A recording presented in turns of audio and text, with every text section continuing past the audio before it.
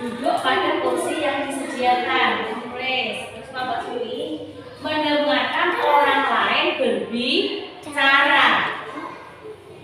Terus ada lagi. Saya tulis angkat tangan bila berpendapat.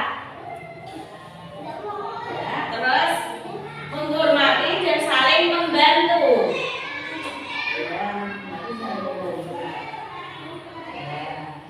Setiap murid memiliki kesempatan. Dan tulis. Tulis.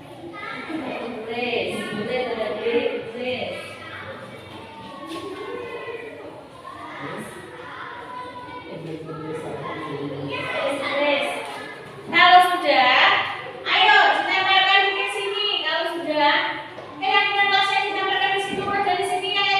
Ayo cepat, urut dari saya. Ayo cepat, cepat sudah.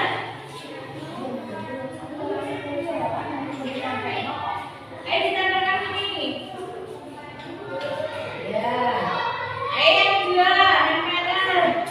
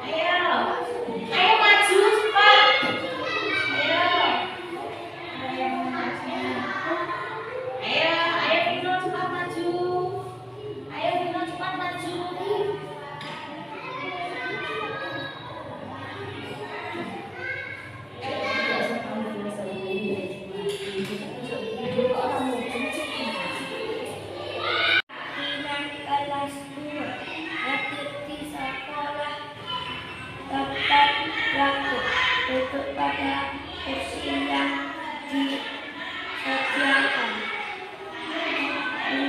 Mendengarkan orang lain berbicara. Angkat tangan bila berpendapat.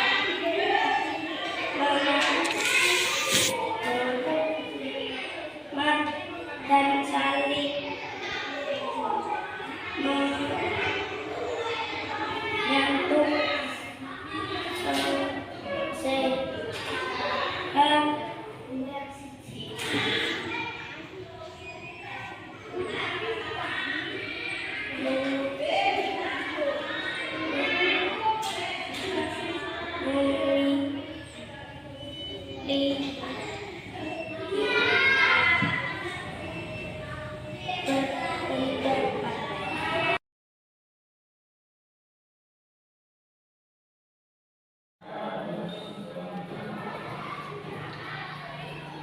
kepada yang terhormat Bapak Ibu Guru SDN 2 Sidoarjo yang sudah meluangkan waktu untuk menghadiri diseminasi tentang budaya positif di sekolah modul 1.4.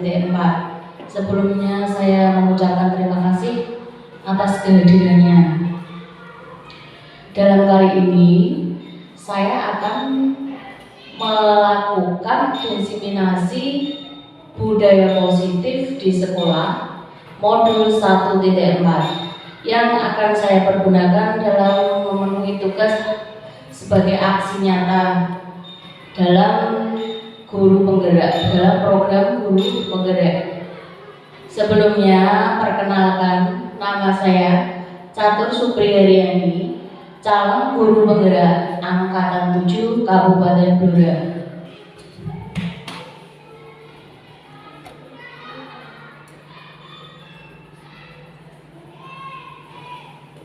Sebelum kita memasuki materi budaya positif, sebelumnya kita mempunyai tujuan pendidikan.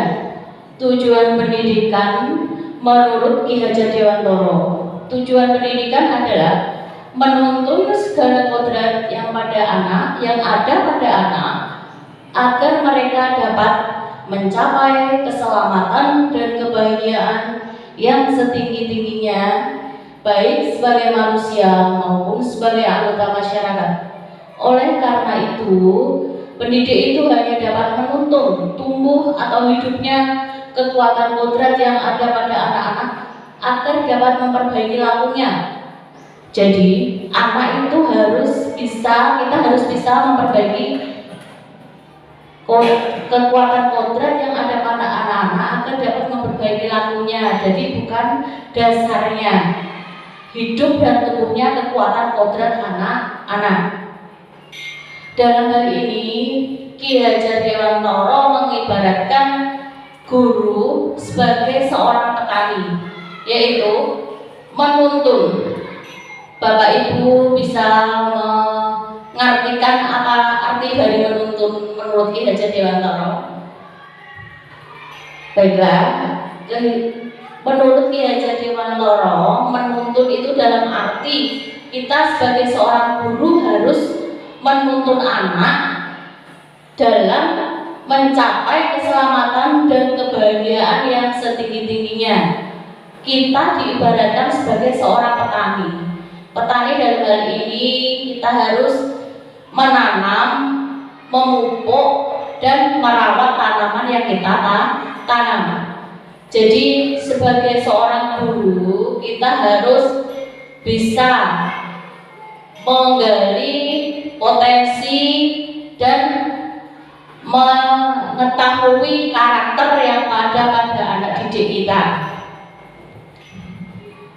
Selanjutnya tentang materinya, budaya positif.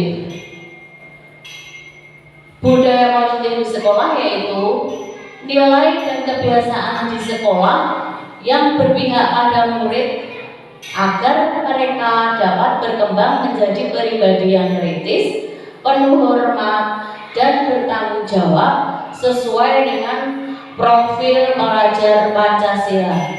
Dalam hal ini, kita sebagai seorang guru atau seorang pendidik harus bisa berkolaborasi dengan sesama guru dalam hal menciptakan budaya positif, yaitu untuk menciptakan budaya positif di sekolah, nilai dan kebiasaan di sekolah yang berpihak pada murid agar mereka dapat berkembang menjadi pribadi yang kritis, penuh hormat, dan bertanggung jawab.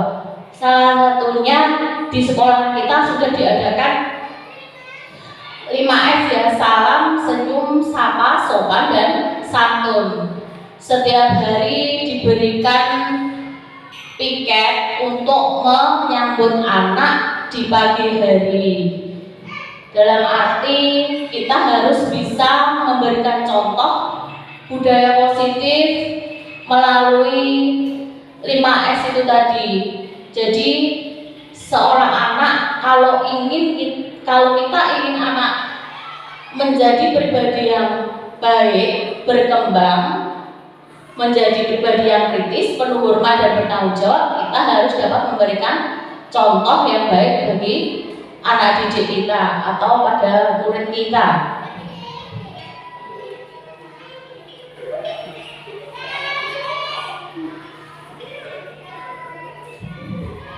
Dalam kali ini saya akan memaparkan tentang modul 1.4 tentang budaya positif.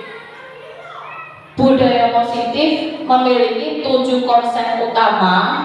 Yang pertama, perubahan paradigma belajar.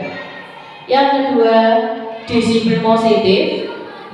Yang ketiga, kebutuhan dasar manusia.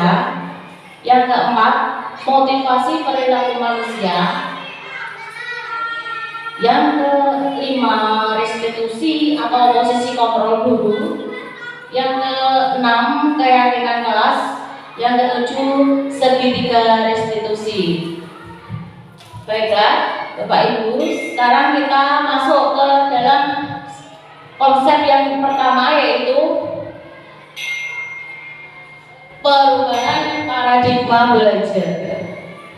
Dalam membangun budaya positif, sekolah dapat menyediakan lingkungan yang positif, aman, dan nyaman agar siswa mampu berpikir, bertindak, dan mencipta dengan merdeka, mandiri, dan bertanggung jawab. Dalam arti, dalam membangun budaya positif di sekolah, kita sebagai seorang guru harus bisa memberikan contoh agar anak merasa nyaman, merasa aman berada di sekolah tanpa adanya suatu ketakutan atau tekanan dari pihak manapun.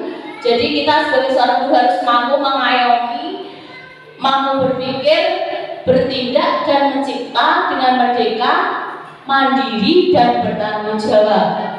Yang kedua, disiplin sangat berkaitan dengan kontrol guru terhadap siswa. Sebagai contoh, kita harus bisa memberikan apa yang akan anak contoh nantinya, yaitu berupa disiplin ya. Kalau kita tidak bisa disiplin, bagaimana dengan anak didik kita? Apakah mereka juga bisa disiplin? Tentunya juga tidak. Kalau kita ingin anak disiplin, tentunya kita harus bisa memberikan contoh yang baik kepada anak atau kepada siswa.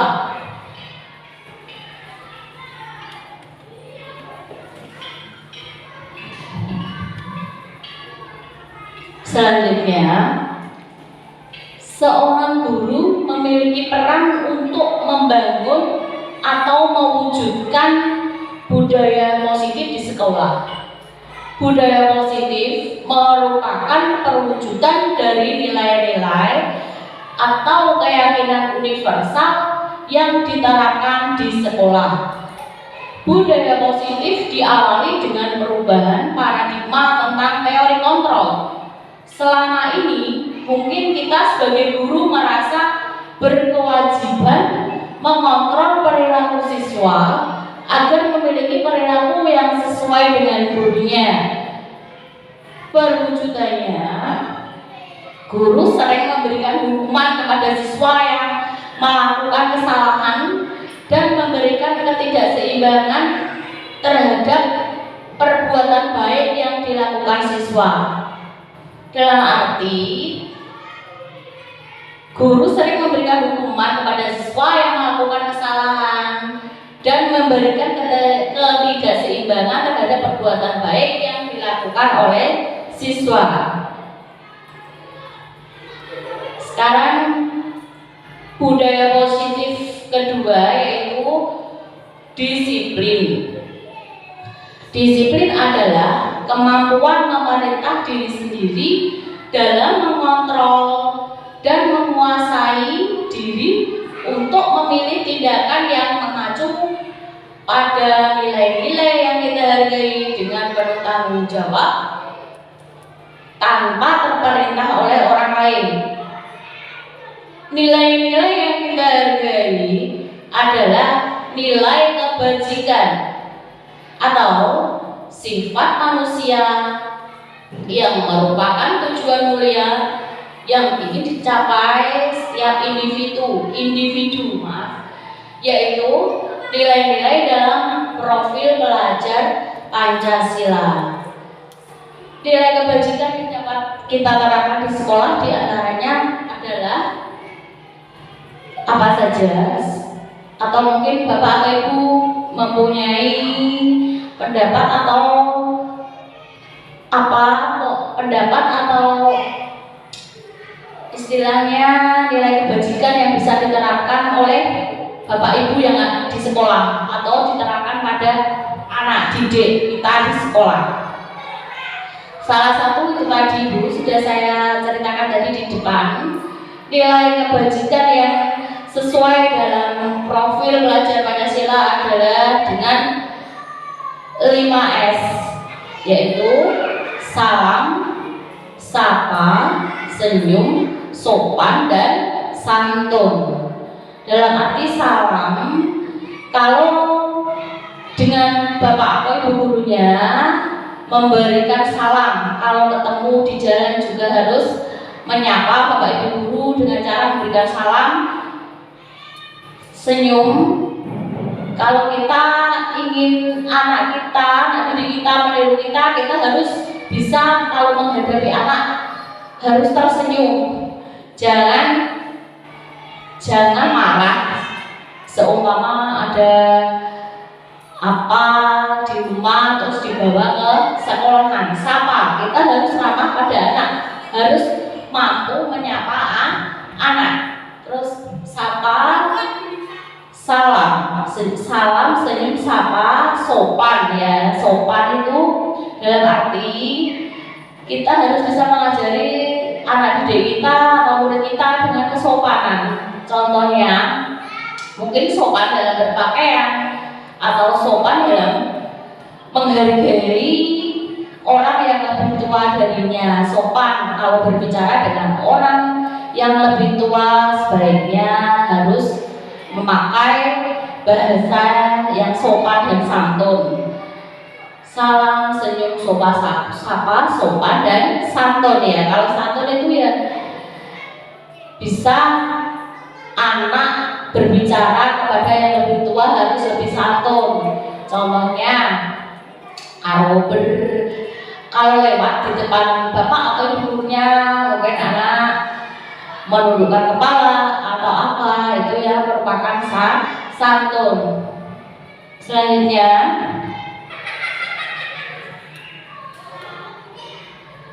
selama ini disiplin dipahami sebagai tindakan untuk membuat siswa patuh pada aturan sekolah dan guru. Apakah seperti itu penerapan disiplin yang tepat? Menurut Diana Gosen dalam bukunya Restoring School Discipline, ada 3 alasan motivasi manusia dalam melakukan sesuatu, yaitu yang pertama, untuk menghindari ketidaknyamanan atau hukuman. Kedua, untuk mendapatkan ketidakseimbangan atau penghargaan dari orang lain. Yang ketiga, untuk menjadi orang yang mereka inginkan sesuai dengan nilai-nilai yang diyakini. Berdasarkan ketiga alasan tersebut, tindakan pendisiplinan dengan melakukan hukuman atau memberi ketidakseimbangan ini disebut motivasi eksternal, dan hal tersebut tidak akan bertahan lama. Barangkali dengan hukuman dan ketidakseimbangan siswa memang menjadi patuh, tapi kepatuhan itu hanya sifatnya sementara Bapak Ibu ya.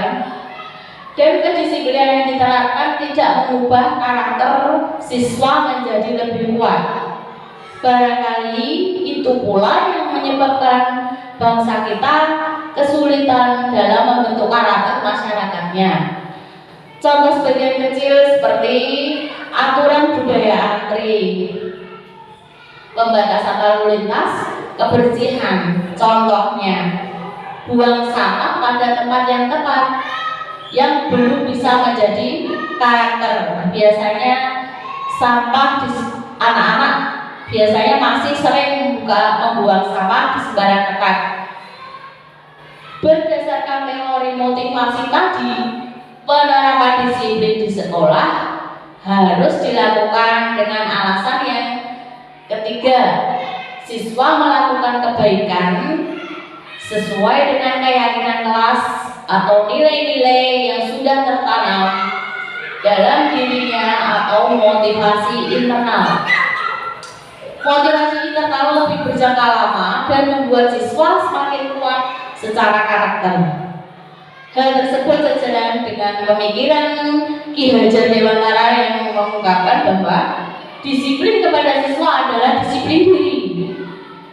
Sebab itu, hanya diri sendiri yang mampu mengontrol diri kita, bukan orang lain. Jadi yang bisa mendisiplinkan diri kita sendiri adalah diri kita sendiri, bukan orang lain. Jika belum bisa mengontrol diri, menurut Ki Hajar Dewantara, penerapan disiplin dilakukan orang lain, tetapi dalam situasi merdeka bukan keterpaksaan. Artinya, siswa sendirilah yang menginginkan dirinya meminta peraturan sesuai dengan keyakinan universal atau keyakinan sekolah dan kelas. Dalam arti siswa tidak dipaksa oleh guru. Dalam arti tidak ada unsur keterpaksaan dalam melakukan disiplin di kelas. Siswa mempunyai keyakinan universal atau keyakinan sekolah atau kelas. Baiklah, selanjutnya memasuki disiplin budaya positif yang ketiga, yaitu kebutuhan dasar manusia. Manusia memiliki 5 kebutuhan dasar. Realitas atau kebutuhan setiap orang itu berbeda. Kita harus berusaha memahami pandangan orang lain tentang dunia. Setiap orang memiliki gambaran yang berbeda. 5 kebutuhan dasar manusia yaitu survival, belonging, power, fun, dan freedom.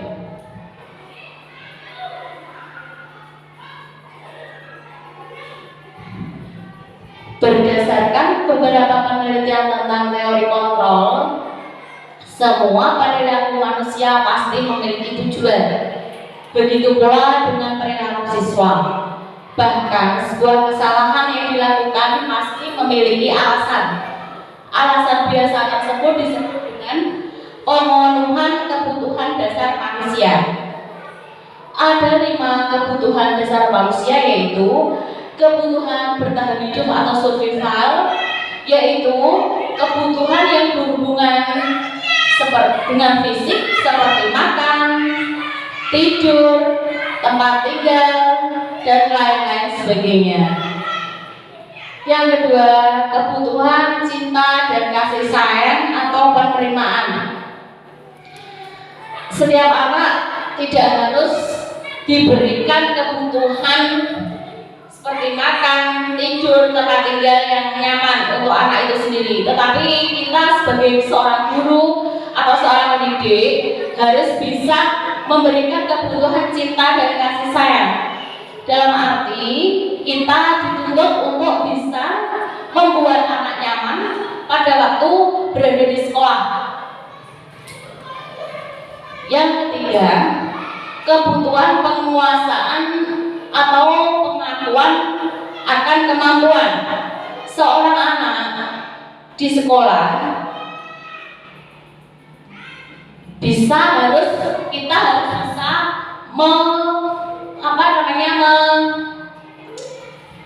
menelaah kebutuhan anak, ya, harus bisa memberi pengakuan atau kemampuan anak. Dalam contoh, kita tidak boleh mencibir anak, tidak boleh membuli, tidak boleh yang berhubungan dengan nantinya anak bisa tidak percaya diri di sekolah. Artinya kita tidak boleh mengejek anak. Kita harus memberikan pengakuan atau pengakuan akan kemampuan anak. Yang keempat, kebutuhan kebebasan atau kebutuhan akan pilihan. Kita tidak bisa memaksa seorang anak untuk bisa mengekang. Seorang anak harus memiliki kebebasan.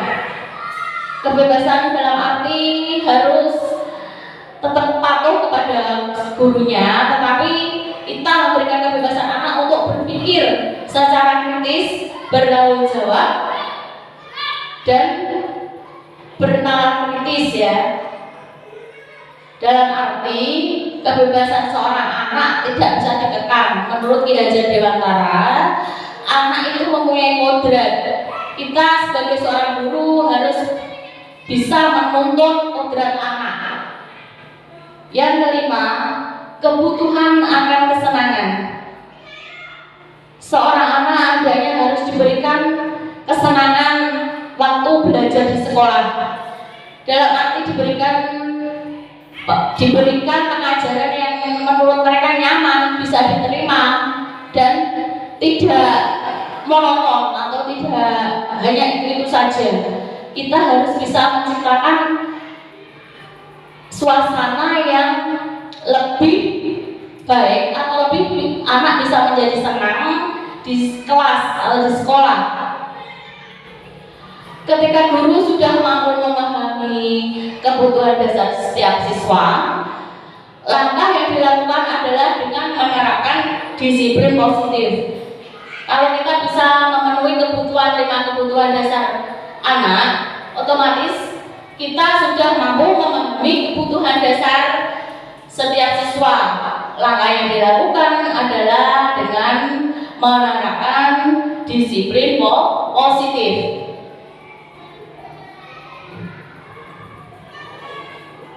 Baiklah Bapak Ibu, untuk memasuki materi budaya positif yang keempat adalah motivasi perilaku manusia. Teori-teori motivasi. Ada 3 teori, yaitu yang pertama teori behavioral, teori humanistik, teori kognitif. Baiklah, saya akan menjelaskan yang pertama, yaitu teori behavioral, yaitu fokus pada perubahan di dalam tingkah laku yang merupakan hasil dari pengalaman dengan lingkungan. Berarti kita harus bisa mengamati lingkungan di mana tempat kita mengajar, lingkungan anak di rumah seperti apa. Kita harus mampu mencermati atau menyelami lingkungan-lingkungan yang ada di sekitar anak-anak kita. Yang kedua, teori humanistik, yaitu menekankan pada usaha individu untuk memaksimalkan seluruh potensinya sebagai manusia. Yang ketiga, teori kognitif, yaitu menguji harapan dan keyakinan individu dan usaha mereka untuk memahami bagaimana kerja lingkungan, bagaimana tempat lingkungan kita sebagai seorang guru atau lingkungan anak-anak, tempat tinggal anak-anak itu nantinya. Selanjutnya, teori motivasi adalah teori yang mengulas mengenai motivasi serta mengelompokkannya menjadi beberapa bentuk dari kurun waktu ke waktu. Motivasi sendiri merupakan salah satu kosakata atau istilah yang tentunya tidak asing untuk damage dan sering dijumpai dalam kehidupan sehari-hari. Secara umum, motivasi dapat diartikan sebagai sebuah kemauan, dorongan, minat maupun hasrat seseorang yang begitu besar yang datangnya bisa dari dalam diri sendiri maupun dari faktor eksternal lainnya. Hasrat tersebut timbul ketika seseorang memiliki tujuan serta ada sesuatu yang ingin dicapai. Seseorang akan secara otomatis memiliki motivasi ketika menginginkan sesuatu. Motivasi juga dapat diartikan sebagai kekuatan untuk mendorong atau sebuah dorongan bagi seseorang untuk mempertahankan bahkan memulai perilaku yang merujuk pada tujuan mereka sendiri. Secara bahasa, istilah motivasi berasal dari bahasa Latin, memiliki kata mover yang memiliki arti dan makna menggerakkan. Motivasi juga memiliki arti dari beberapa ahli bahasa seperti menurut Wegener tahun 1990, motivasi diartikan sebagai keadaan diri di mana diri manusia membangkitkan serta membangun dirinya sendiri untuk segera bertindak. Tindakan tersebut didasari atas keinginan mencapai suatu tujuan dan agar diri kita tetap terpacu pada suatu kegiatan tertentu. Lalu, menurut UNO tahun 2007, menurutnya motivasi bisa diartikan sebagai bentuk dorongan yang datangnya dapat dari dalam maupun luar diri manusia yang memiliki ciri-ciri seperti adanya dorongan, hasrat, keinginan, minat, harapan, cita-cita, penghormatan, serta kebutuhan. Sedangkan menurut Imron tahun 1966, beliau menguraikan bahwa menurutnya motivasi itu berasal dari kata motivation, berasal dari bahasa Inggris yang memiliki arti sebuah dorongan atau alasan mengapa kita harus melakukan sesuatu yang bertujuan untuk mencapai tujuan tertentu. Selanjutnya, Bapak Ibu, budaya positif yang kelima yaitu restitusi posisi kontrol guru. Dalam arti, guru harus mempunyai atau memiliki posisi kontrol yang nantinya dapat untuk mengarahkan anak, mengontrol anak untuk bisa supaya lebih baik, anak supaya lebih mempunyai karakter.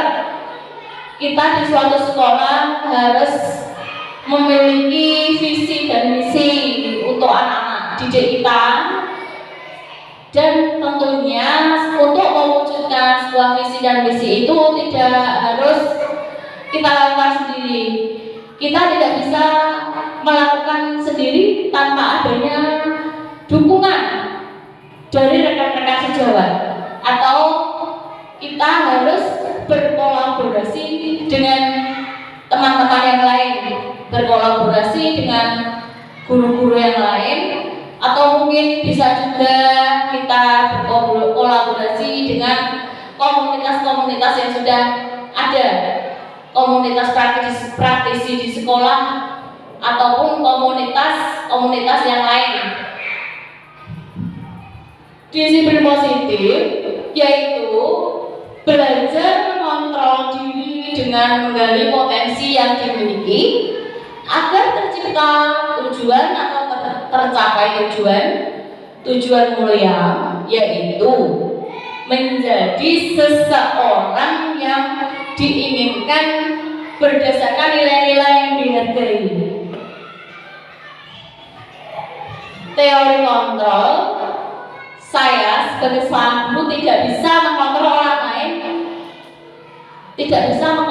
lain, hanya saya bisa mengontrol diri saya sendiri. Semua perilaku memiliki tujuan, model berpikir menang-menang, kolaborasi konsensus, menciptakan pemikiran-pemikiran baru yang nantinya dapat kita terapkan atau kita lakukan di sekolah kita.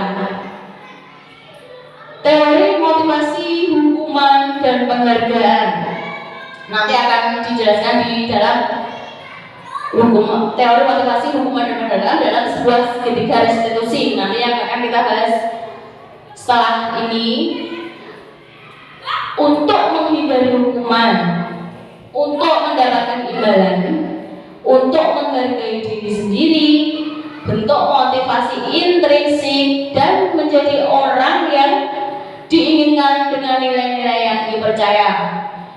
Bapak Ibu semua sekalian, posisi kontrol guru ada beberapa posisi kontrol guru, yaitu guru sebagai penghukum, guru sebagai pembuat rasa bersalah, guru bisa menjadi seorang teman, guru bisa menjadi seorang pemantau ataupun manajer. Baiklah, selanjutnya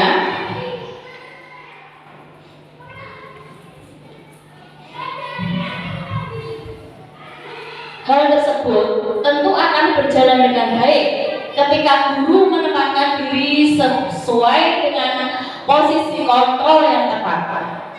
Posisi kontrol guru yang terbaik adalah posisi guru sebagai seorang manajer.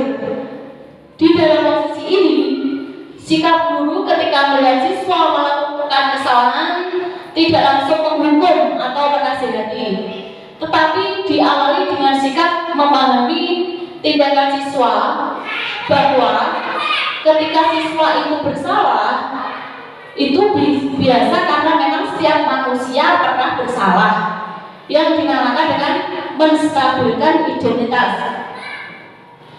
Selanjutnya, guru juga mencoba memahami alasan atau kebutuhan dasar yang ingin dipenuhi siswa dengan perilakunya tersebut, atau yang disebut dengan validasi tindakan yang salah. Selanjutnya, siswa diingatkan tentang keyakinan kelas, dan jawabannya datang dari siswa itu sendiri. Kita tidak bisa memaksa seorang siswa, seorang anak, kemudian baru ditanyakan solusi terbaik menurut siswa tersebut yang berdasarkan keyakinan tadi, yaitu atau menanyakan keyakinan. Saat melakukan restitusi sebagai seorang manajer, tentu tidak mempermasalahkan emosional, juga tidak merasa bahwa dia yang benar dan siswa harus mengikuti aturan saya. Sebagai seorang guru, kita harus tidak bisa memaksa siswa untuk menjadi benar dan untuk mengikuti aturan yang kita buat. Jika siswa yang bersalah, sebenarnya mudah saja meminta maaf, kemudian menjalankan hukuman yang kita berikan. Siswa pun menuruti kemauan guru. Dengan seperti itu, seolah-olah masalah sudah selesai. Akan tetapi, sesuai dengan filosofi pendidikan Ki Hajar Dewantara, bahwa pendidikan adalah tempat menyemai benih padinya, tempat menyemai benih budaya. Kebudayaan dibentuk dari kebiasaan-kebiasaan yang kemudian menjadi karakter. Harapan dampaknya lama dan jangka panjang. Pendidikan sejatinya mampu menumbuhkan manusia-manusia terbaik yang berpegang pada keyakinan-keyakinan, nilai-nilai yang memiliki kemerdekaan jiwa. Bukan hanya membentuk generasi yang patuh karena tekanan dan aturan, tetapi jika menghendaki siswa patuh pun karena mereka mematuhi keyakinan dan nilai-nilai yang mereka pegang sendiri, bukan aturan yang guru atau sekolah paksakan. Jadi dalam arti siswa mempunyai keyakinan-keyakinan sendiri. Jadi seorang guru tidak boleh memaksa, tidak boleh mengekang anak, tidak boleh memaksa. Sesuai dengan menurut Ki Hajar Dewantara, sesuai dengan kodrat anak, yaitu kita sebagai seorang guru harus bisa menuntun anak. Selanjutnya, contoh saya mempunyai kasus yang pertama ini, Ibu Dani sedang menjelaskan pelajaran bahasa Inggris di papan tulis. Namun beliau memperhatikan bahwa Fajar malah tidur-tiduran dan tampak acuh tak acuh pada pelajarannya. Fajar coba jawab pertanyaan nomor 3, maju ke depan dan kerjakan di papan tulis. Fajar pun tampak malas-malasan maju ke depan. Dan sesampai di depan papan tulis, Fajar hanya terpaku sambil memegang buku bahasa Inggrisnya dan spidol ditanyanya, "Ayo Fajar, makanya jangan tidur-tiduran, lain kali perhatikan. Sudah sana duduk kembali. Kira-kira siapa yang bisa?"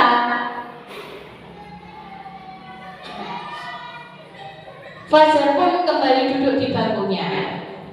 Hal seperti ini sudah sering kali terjadi pada Fajar, seperti tidak memperhatikan saat guru menjelaskan, tidak memperhatikan acuh tak acuh, dan nilai-nilainya pun tidak terlalu baik untuk pelajaran bahasa Inggris. Pada saat ditegur oleh Ibu Dani, Fajar hanya menjawab, "Tidak tahu, Bu." Ibu Dani pun menjawab dengan lirih, "Gimana kamu, Fajar? Kamu tidak kasihan sama ibu ya? Ibu sudah capek-capek mengajarkan kamu. Tidak kasihan sama ibu." Dan Fajar pun dia membisu. Terus contoh penyelesaiannya bagaimana Bapak Ibu tentang kasus yang saya bacakan tadi?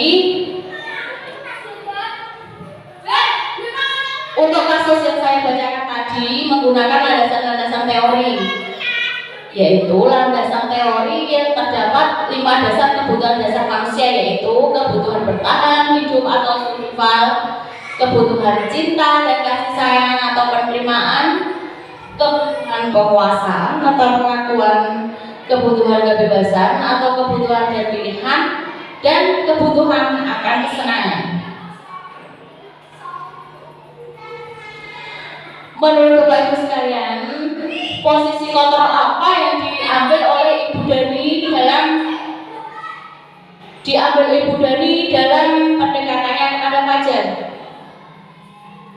Posisi kontrol yang diambil oleh Ibu Dani yaitu sebagai seorang pembuat merasa bersalah. Gimana dengan adanya kalimat ini tadi? Gimana kamu, Fajar? Kamu tidak kasihan sama ibu ya?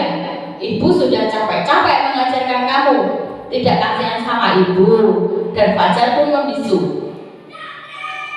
Kira-kira bagaimana cara menyikapi sikap Fajar ini? Membaca sikap Fajar, kira-kira kebutuhan apa yang diperlukan oleh Fajar? Kebutuhan dasar mengenai kebebasan yang dilakukan, tetapi belum tahu tentang aturan-aturan yang terikat.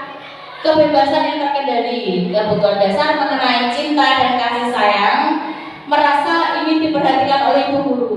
Jadi dalam arti Fajar di sini itu di rumah mungkin aja kekurangan kasih sayang dari orang tuanya. Terus dia di sekolahan membuat ulah pada waktu pelajarannya Ibu Dani. Fajar dalam istilahnya, Fajar itu apa ya Bapak Ibu, istilahnya itu cari perhatian seorang guru, cari perhatian gurunya, ingin diperhatikan gurunya. Dalam hal ini kebutuhan dasar mengenai kebutuhan dasar apa yang ingin Fajar capai, yaitu Fajar ingin cinta dan kasih sayang, yaitu merasa ingin diperhatikan oleh ibu guru. Dia tidak mengikat, dia menginginkan kebebasan. Itu tadi merupakan salah satu contoh kasus yang harus bisa diselesaikan oleh seorang guru dalam menerapkan posisi kontrol yang mana yang harus dilakukan oleh seorang guru. Selanjutnya, budaya positif yang keenam adalah keyakinan kelas. Di dalam suatu kelas kita harus ada keyakinan kelas dan kesepakatan kelas. Keyakinan kelas adalah nilai-nilai kebajikan atau prinsip-prinsip universal yang disepakati bersama secara universal, lepas dari perbedaan agama, suku, negara, dan bahasa. Menurut dosen tahun 1998, suatu keyakinan itu akan lebih memotivasi seseorang dari dalam atau intrinsik. Seseorang akan lebih bersemangat untuk menjalankan keyakinannya daripada hanya sekedar mengikuti peraturan. Baiklah, selanjutnya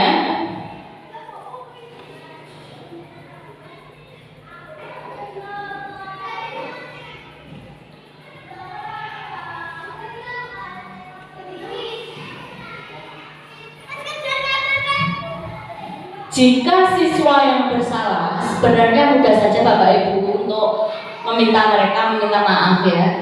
Kemudian menjalankan hukuman yang kita berikan. Sebenarnya kita sebagai seorang guru mudah saja kita memberikan hukuman atau menyuruh anak didik yang melakukan kesalahan meminta maaf. Tapi siswa pun menuruti kemauan guru. Dengan seperti itu seolah-olah masalah sudah selesai. Akan tetapi sesuai dengan filosofi pemikiran Ki Hajar Dewantara bahwa pendidikan adalah tempat menyamai budi budaya, kebudayaan dibentuk dari kebiasaan dan menjadi karakter.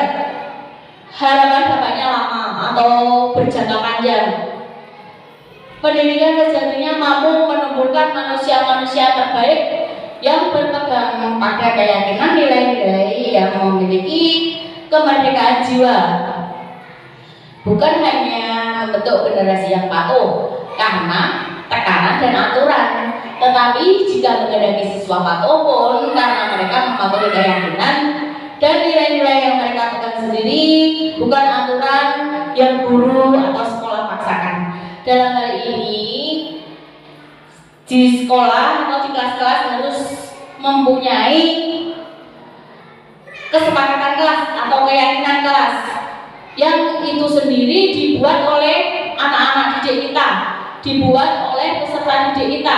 Dalam arti kita tidak dipaksa oleh guru. Jadi anak memiliki pemikiran sendiri untuk menciptakan keyakinan kelas apa yang akan mereka harus nantinya. Ini ada salah satu contoh keyakinan kelas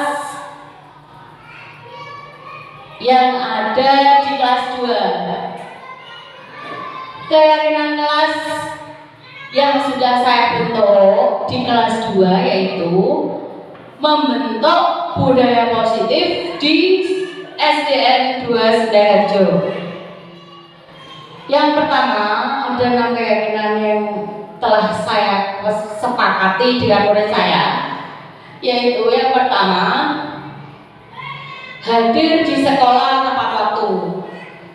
Jadi anak-anak berangkat sekolah harus sampai di sekolah, sampai di kelas harus sesuai waktu yang telah kita yakini atau waktu yang telah kita sepakati bersama.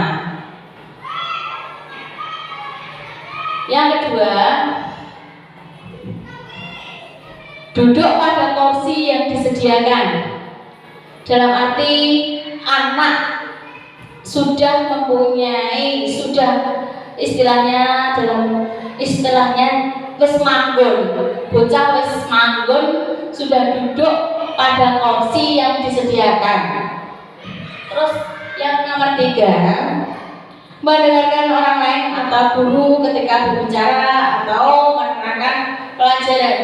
Dalam arti nanti kalau ada murid atau anak yang melanggar, diterangkan gurunya, ada yang ngomong sendiri, ada yang bermain seenak-enaknya sendiri, nanti akan diberikan hukuman karena sudah sesuai dengan keyakinan kelas yang dibentuk tadi. Terus yang nomor 4, angkat tangan bila berpendapat.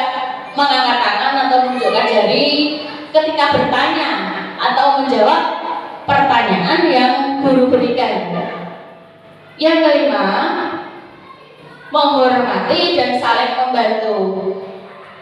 Yang nomor 5 ini berhubungan dari sikap sosial anak ya.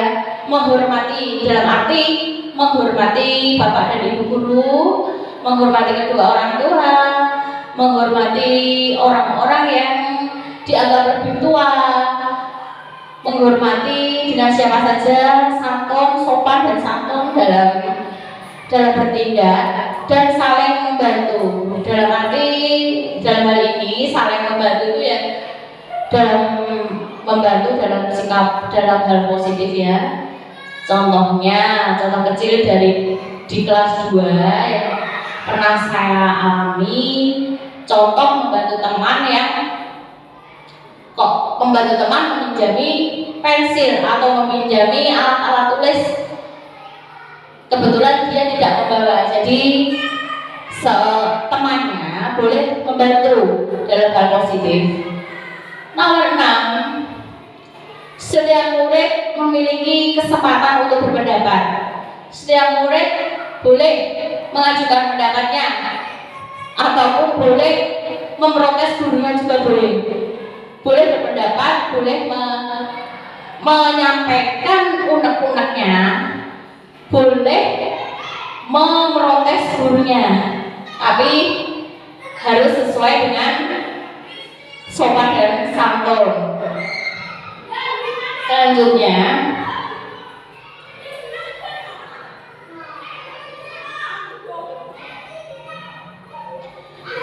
budaya positif yang ketujuh yaitu kita sampai sudah di segitiga restitusi.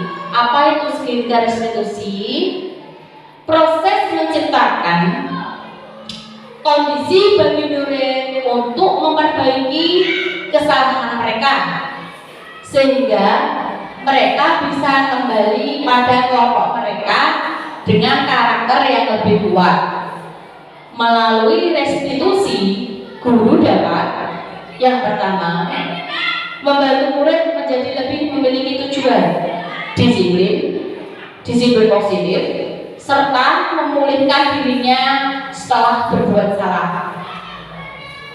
Yang kedua, membantu murid untuk jujur pada diri sendiri dan mengevaluasi dampak dari kesalahan yang dilakukan, memberikan peraturan bukan paksaan.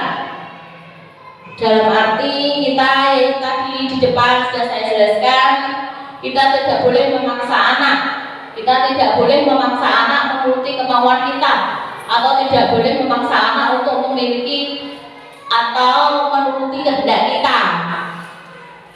Sebagai tadi sesuai kodratnya, anak belajar sesuai kodratnya. Baiklah, Bapak Ibu, selanjutnya ini merupakan segitiga restitusi.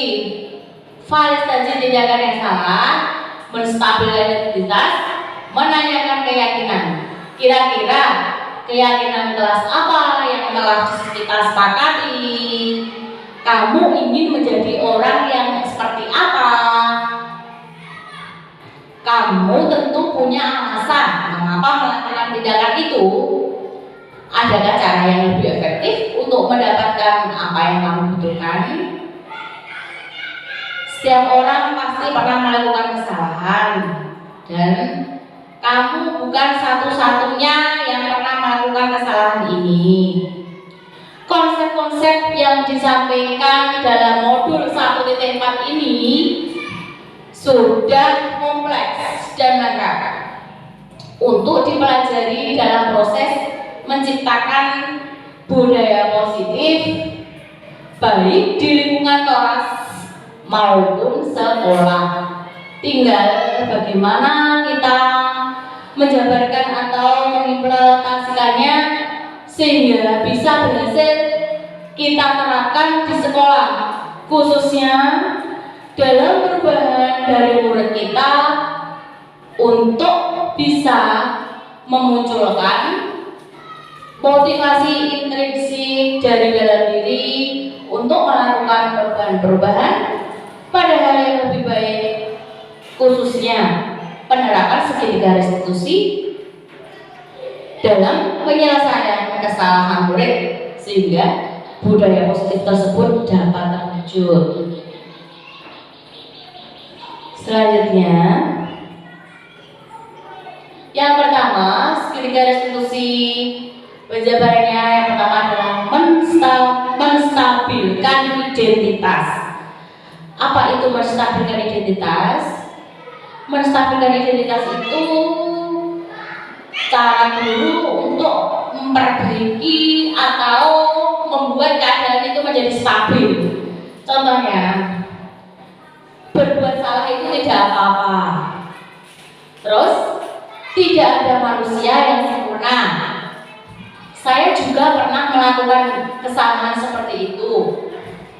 kita bisa menyelesaikan masalah ini.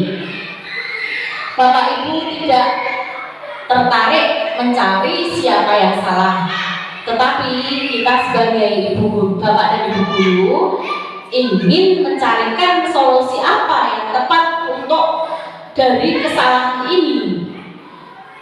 Kamu berhak merasa begitu.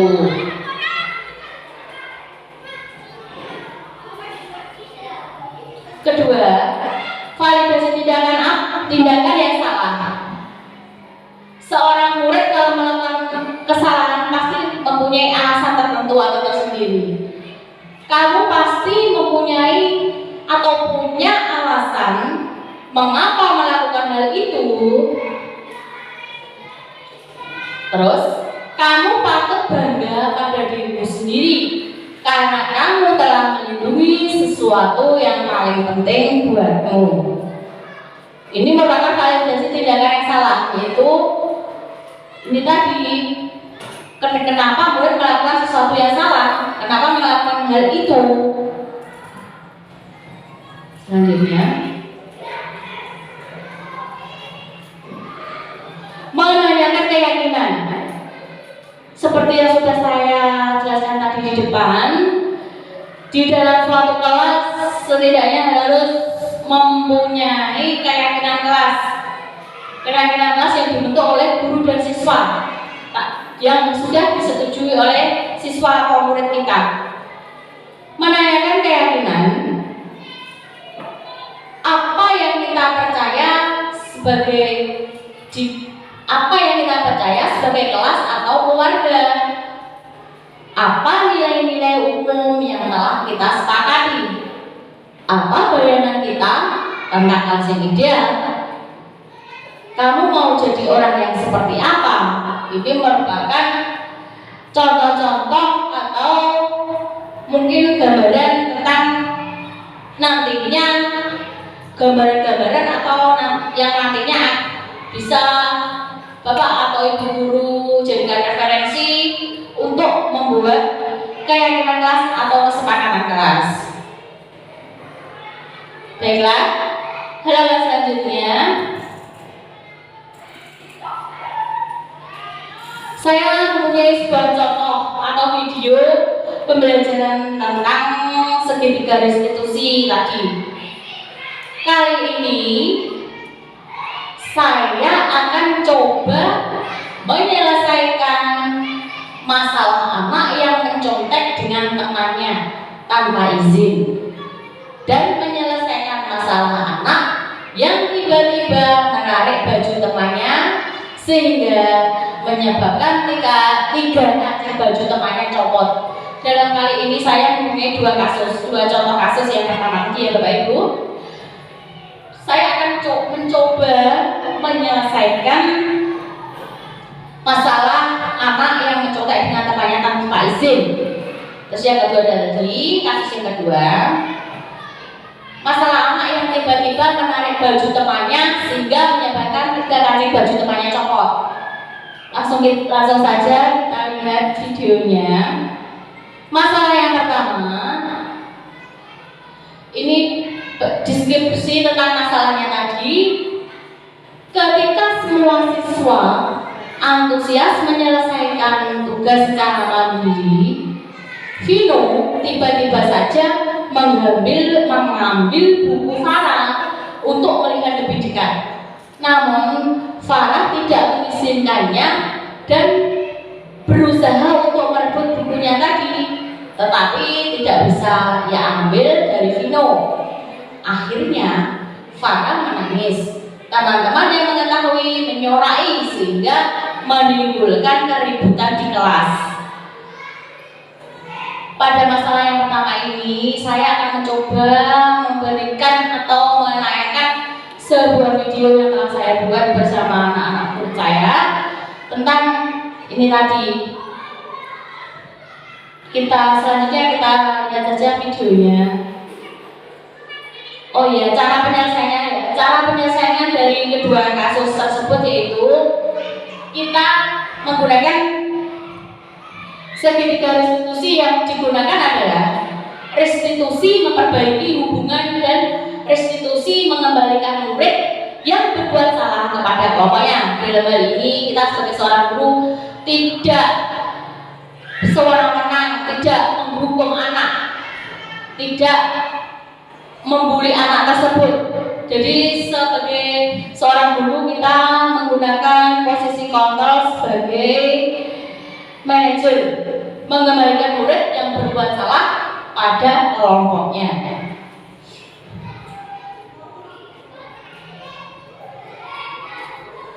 Bapak Ibu sekalian, di sini saya akan menayangkan sebuah video yang telah saya buat dengan anak murid saya tentang kasus dalam penerapan segitiga restitusi di kelas.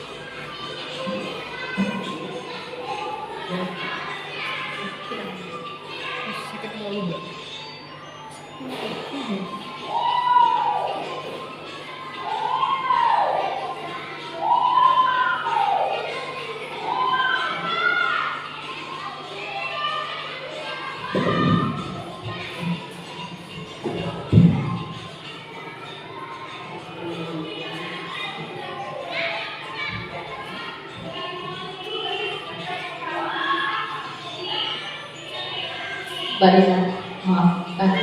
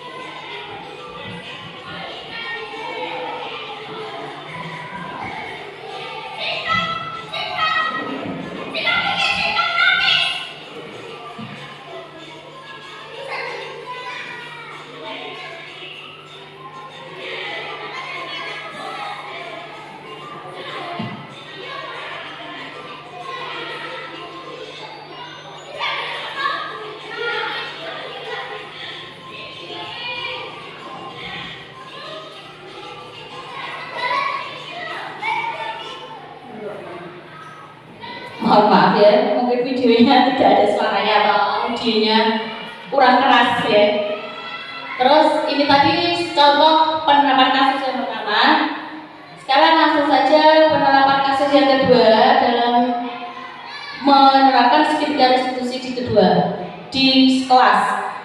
Untuk masalah yang kedua, seorang anak tiba-tiba menarik baju temannya sehingga ketika kancing baju temannya copot di depan ruang kelas. Mereka berdua mohon izin untuk ke toilet sekolah, namun masih di depan ruang kelas Vino menarik baju Anda sehingga menyebabkan tiga kancing bajunya copot. Untuk lebih jelasnya Bapak Ibu sekalian, mari kita menyimak video yang akan saya tayangkan berikut ini.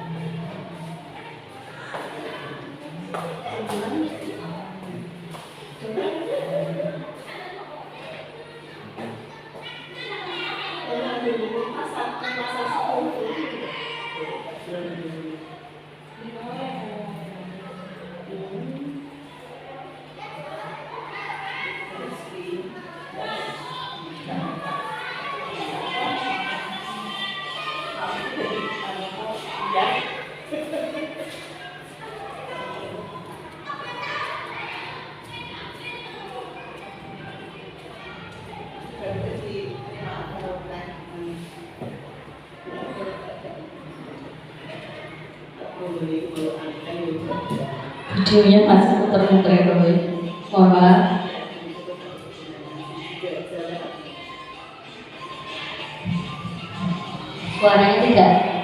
Suaranya tidak ada atau tidak keras,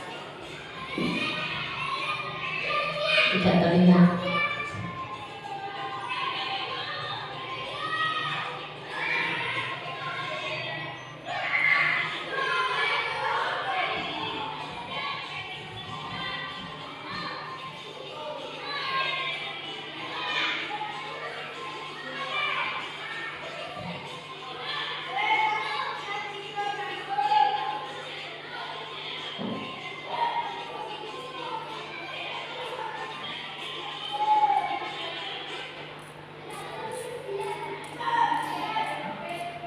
Bapak Ibu, terima kasih telah menyaksikan video yang saya buat.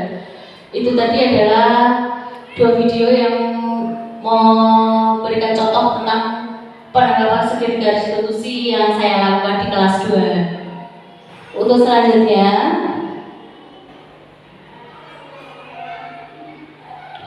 demikianlah Bapak Ibu praktik segitiga restitusi yang saya lakukan di Sekolah Dasar Negeri 2 Sedaharjo, Kecamatan Blora, Kabupaten Blora.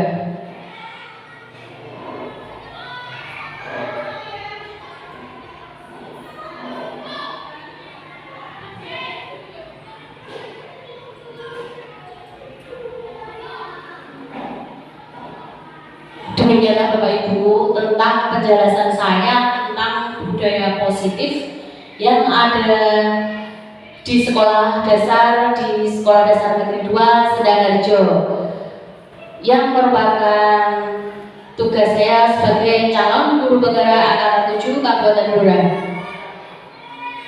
Untuk itu selanjutnya mungkin ada pertanyaan dari Bapak atau Ibu sekalian. Kalau mau bertanya, saya persilakan coba pertanyaan atau mungkin bisa memberikan umpan balik atas apa yang telah saya jabarkan tadi tentang budaya positif. Coba, mungkin ada pertanyaan. Mungkin dari siapa mau bertanya? Bu Ina mungkin bisa memberikan pertanyaan. Pertanyaan.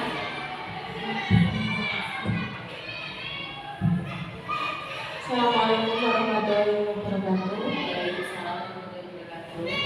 Di sini saya mau bertanya tentang bagaimana peran guru penggerak dalam menularkan kebiasaan positif kepada guru lain dalam membangun budaya positif di sekolah. Terima kasih. Baik Bapak Ibu, terima kasih. Ada pertanyaan dari Bu Ina. Saya akan mencoba menjawab pertanyaan tadi. Peran guru penggerak dalam menularkan kebiasaan baik kepada guru lain yaitu perannya dengan menularkan kebiasaan baik kepada guru lain dalam membangun budaya positif di sekolah adalah dengan cara membangun kolaborasi dan supaya siswa terlibat dalam kolaborasi tersebut. Demikian pertanyaan dari Bu Ina, sudah saya jawab. Mungkin ada pertanyaan kedua, monggo yang mau bertanya. Pertanyaan dari Bu Nisa, coba monggo kalau mau bertanya.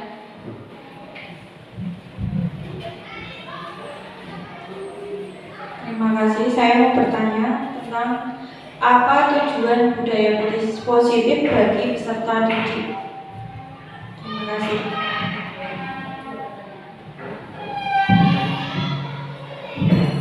Baiklah, terima kasih atas pertanyaan Bu Nisa. Saya akan mencoba menjawab. Apa pertanyaan Bu Nisa tadi? Apa tujuan budaya positif bagi peserta didik? Tujuannya yaitu untuk membentuk karakter anak supaya berkembang menjadi pribadi yang kritis, penuh hormat, dan bertanggung jawab. Itu tadi pertanyaan dari Bu Nisa, sudah saya jawab. Sudah jelas Bu pertanyaannya? Mungkin ada lagi yang mau memberikan pertanyaan atau memberikan umpan balik atau apa, mungkin Bu Anis bisa memberikan masukan atau pertanyaan bagi buat saya. Oke, saya persilakan.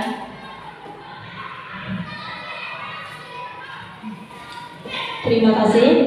Di sini saya akan bertanya yaitu mengapa budaya positif berpihak kepada murid saja di sekolah? Terima kasih.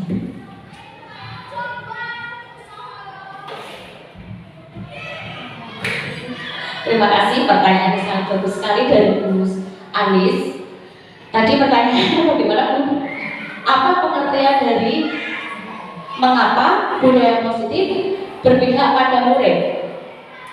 Baiklah, akan saya coba jawab ya. Dalam membangun budaya positif, sekolah dapat menyediakan lingkungan yang positif, aman dan nyaman agar siswa mampu berpikir dan bertindak mencipta dengan merdeka, mandiri dan bertanggung jawab. Begitu Bu, sudah dapat diterima? Sudah jelas? Coba mungkin ada yang mau bertanya lagi, saya persilakan Bapak Ibu.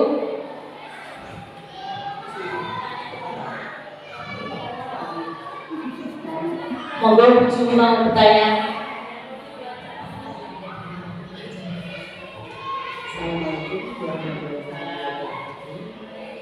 Di sini saya hanya ingin mendapatkan solusi untuk masalah apa yang diberikan kepada anak segi positifnya. Saya seringkali di SD kita ini menemui hal-hal yang anak melakukan tapi tidak tahu saya itu berbuat salah atau benar. Contoh seperti kemarin baru saja saya itu melihat anak begitu temannya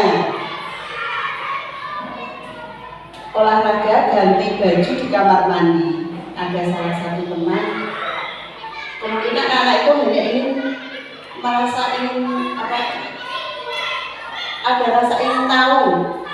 Akhirnya dia berbuat untuk mengintai. Oh, itu sedang apa teman di kamar mandi. Terus untuk mengatasi masalah seperti ini, anak seperti ini, bagaimana solusinya? Terima kasih. Terima kasih pertanyaan dari Bu Jumira. Saya akan mencoba menjawabnya Ibu. Tadi Bu Jumira bertanya, pada saat pelajaran olahraga anak berganti pakaian, tetapi ada temannya yang berusaha mengintip Ibu. Ya, dalam hal ini posisi kontrol yang harus kita terapkan sebagai seorang guru adalah pemantau.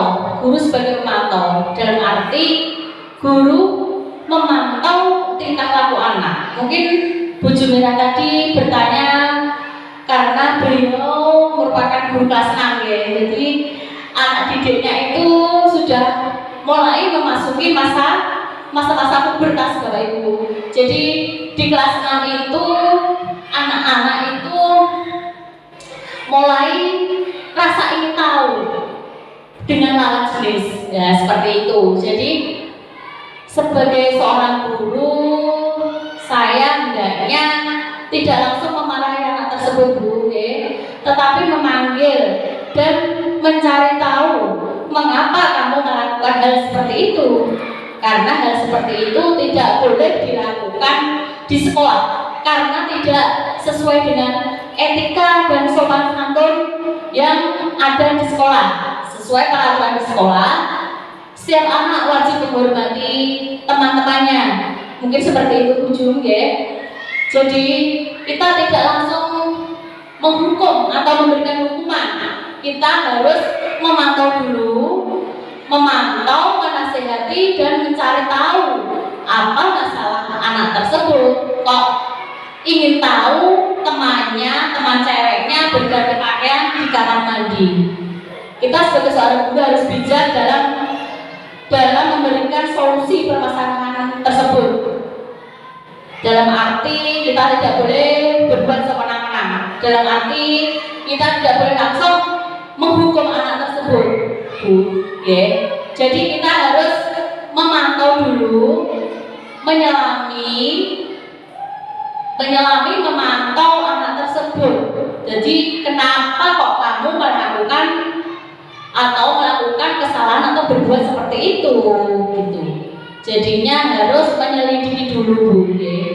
Tidak langsung memberikan hukuman kepada anak. Terima kasih. Begitu Bu Cucu jawaban dari saya. Yes, sama-sama. Bapak Ibu sekalian, karena budaya positif tadi sudah saya jelaskan dan pertanyaan-pertanyaan Bapak Ibu dari Bapak Ibu juga sudah saya jawab.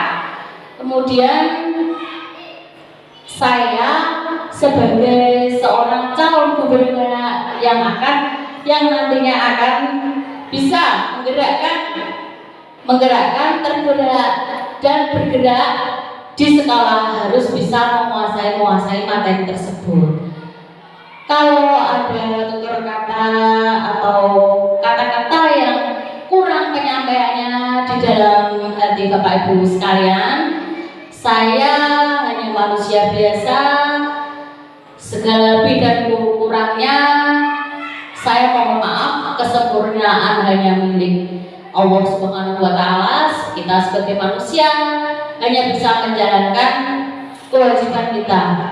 Demikianlah Bapak Ibu penjelasan saya tentang budaya positif. Penjelasan budaya positif saya akhiri sampai di sini dulu. Wabillahi taufiq wal hidayah. Wassalamualaikum warahmatullahi wabarakatuh.